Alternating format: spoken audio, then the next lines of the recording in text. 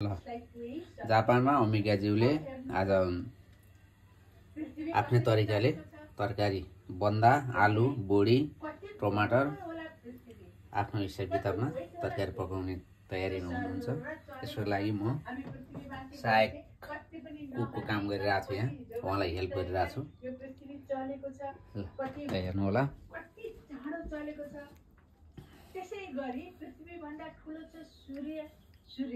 Gas पनि ठुलो पारेको छैन क्या, त्यसले तात्दैन त कहिले।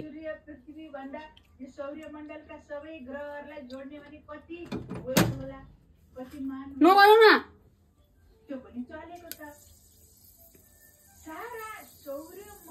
काजु त्यसलाई मेथी हाले होइन फेरि।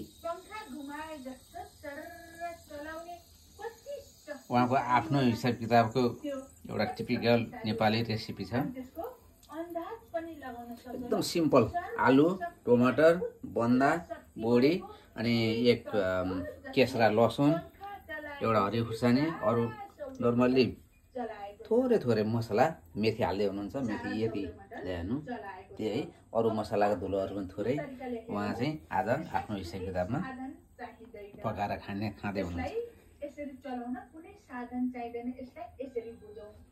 हामी बिरामी भएर कोही व्यक्ति अस्पताल गयो, अत्यन्तै बिरामी भयो, चिकित्सा भयो भने आइसियुमा राखिन्छ, भेन्टिलेटर दिइन्छ। त्यहाँ कति साधन चाहिन्छ? हाम्रो शक्तिहीन हुँदा हामीलाई कति साधन चाहिन्छ? भेन्टिलेटर चाहियो, व्हिलचेयर चाहियो, औषधि कोतीले ताते हैन ग्यास चाहिँ दुनु पर्यो। सिक्यो हो त्यो पड्किसक्यो। ल तेल ताता छैन भन्ने कुरा हो। ल पड्केको आवाज यहाँ सुनिन्छ हैन। अब त्यसपछि मेथी कालो भएपछि लसुन र खुर्सानी चप बनाएर काटेको हाल्नुभयो उहाँले। अब उहाँलाई म चाहिँ डाडु दिँदैछु चढाउनु हुनको लागि।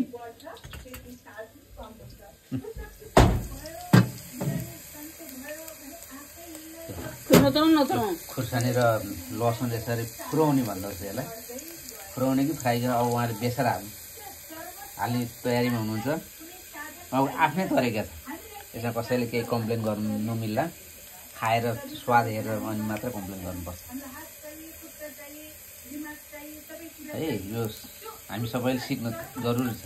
तातो तेलमा बेसर हाल्नु। हाम्रो अब बोडी भिजाएको बोडी है यो चलाउने कुरो यहाँ छ। अब म पनि अलिकति सहयोग गरिदिन्छु।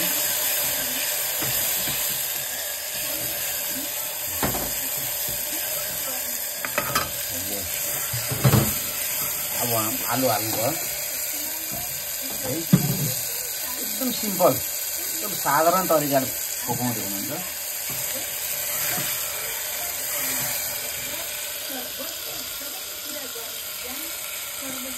बेसार अलिकति कम भएको फिल भएर उहाँले सक्नुभयो।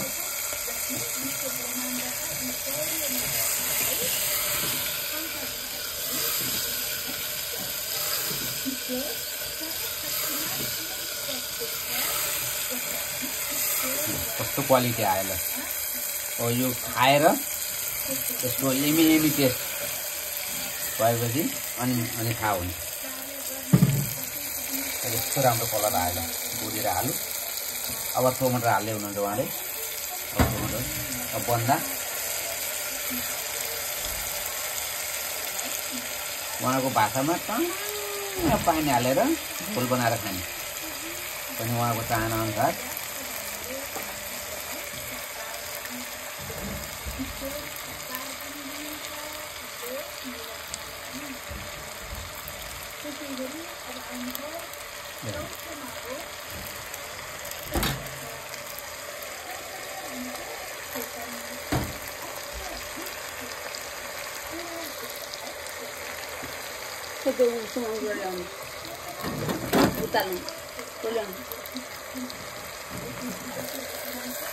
माछा कोल्लो एक मिनट। उहाँको चलाउने तरिका यो अर्कै स्टाइलको रहेछ।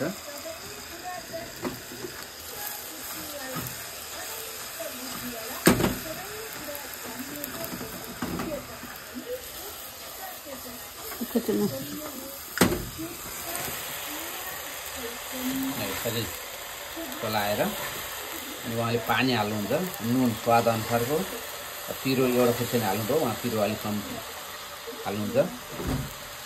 अब उहाँले हाल्दै हुन्छ अब जिरा धुलो ल्याएनस् कति हाल्दै हुनुहुन्छ, थोरै हाल्नुहुन्छ उहाँले। उहाँको रेसिपीमा मसलामा सन्चा लाएर सुँग्दै हुनुहुन्छ ल्याएन, तर मसला यो प्योर हो, मसलामा मिक्सकर हुँदैन, यहाँ आफैले बनाएको। गरम मसला हो कि होइन त्यही उयो त्यो त त्यो सेम हो क्या म। जिरा हाल्नुभयो,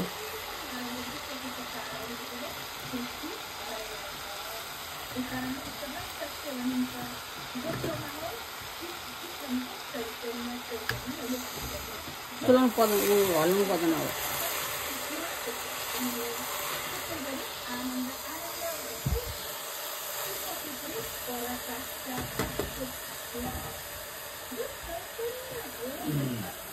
यसरी जापानमा आएर आफ्नै तरिकाले तरकारी पहिलोचोटि पकाउँदै हुनुहुन्छ अम्बिकाज्यूले।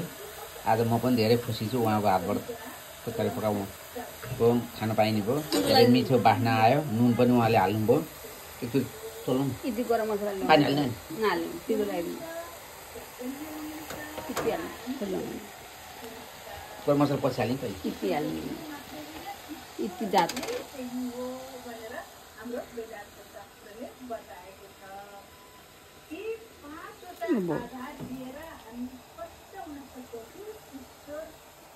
गरम मसला पनि अहिले नै हाल्नुभयो उहाँले।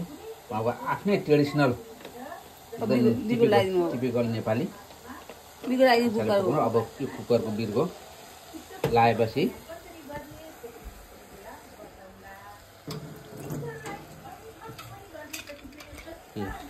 अब यसरी बिर्को लगाउने, 2 सिटी लगाएपछि